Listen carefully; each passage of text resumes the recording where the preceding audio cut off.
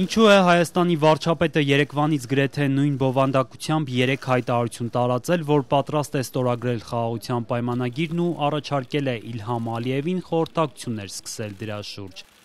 Անվտանգության խորհրդի քարտուղար Արմեն Գրիգորյանն այսօր ասաց, թե Երևանը խաղաղության օրակարգն է առաջ մղում։ Փաշինյանի հայտարարությունները հաջորդում են Ադրբեջանից օրեր շարունակ հնչող մեղադրանքներին, թե հայկական կողմը թիրախավորում է ադրբեջանական դիրքերը։ Երևանը կտրականապես հերքում է Բաքվի այս պնդումները։ Հրապարակային շարունակում ենք աշխատել այդ ուղղությամբ, որպեսզի վերջնականացնենք խաղաղության պայմանագրի ստորագրման գործընթացը, քանի որ տեքստը այլևս համաձայնեցված է, մենք խաղաղության համաձայնագրի ստորագրման համար օրակարգը առաջ ենք մղում։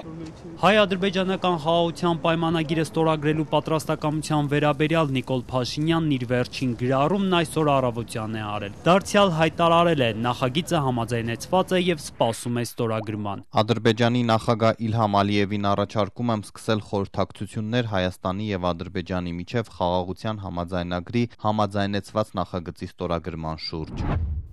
Նախորդ գրառման մեջ էլ Փաշինյանը շեշտել էր, որ Պաշտպանության նախարարությանը հստակ հանձնարարել է հրադադարի ռեժիմի ոչ մի խախտում չանել։ 5 օրվա ընթացքում Բաքուն 11 հաղորդագրություն է տարածել, հայկական կողմին մեղադրելով իր դիրքերին կրակելու համար։ Տեղեկատվական ֆոն է պատրաստում կամ Ժողովրդավարության եւ անվտանգության տարածաշրջանային կենտրոնի նախագահ Տիգրան Գրիգորյանը կարծում է, որ Բաքուն տեղեկատվական ֆոն է ստեղծում հնարավոր էսկալացիայի համար կամ փորձում է սպառնալ էսկալացիայի վտանգով, որ զիջումներ կորզի։ Եթե հիշենք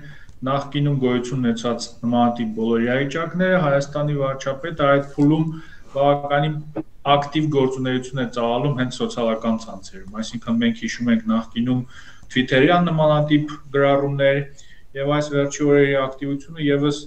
երևի դրան է ուղղված։ Եթե անդրադարձ ենք կատարում այդ գրառումների բովանդակությանը, ապա այստեղ իհարկե կարծես թե հիմնական հասցեատերը Ադրբեջանը չէ։ Ըստ քաղաքագետի վարչապետի հայտարարությունների հիմնական հասցեատերը միջազգային հանրությունն է։ Հայաստանի իշխանությունները փորձում են ցույց տալ, որ Հայաստանը կառուցողական կողմ է, պատրաստ է գնալ խաղաղության ճանապարհով, պատրաստ է ստորագրել այդ փաստաթուղթը, իսկ Ադրբեջանը գիտակցաբար սրում է իրավիճակը եւ փորձում է ինչ-որ էսկալացիաներ կամ ապակայունացում նախաձեռնել։ Անվտանգության քարտուղար Արմեն Գրիգորյանն այսօր հաստատեց, Երևանը նաև պատրաստ է տեխնիկական քննարկումներ սկսել խաղաղության պայմանագրի ստորագրման օրվա, ժամի եւ մնացած հարցերը հստակեցնելու վերաբերյալ։ Պաշտոնյան վստահեցրեց նաև, որ երբ այդ հարցերի պատասխանը լինի, կհրապարակվի նաև պայմանագրի տեքստը։ Բայց հաշվի առնելով, որ դեռևս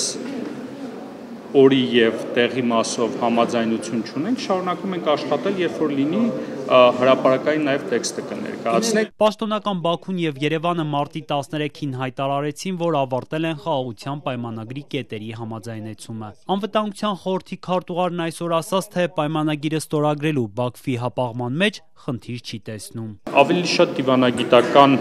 մոտեցում է հարցին։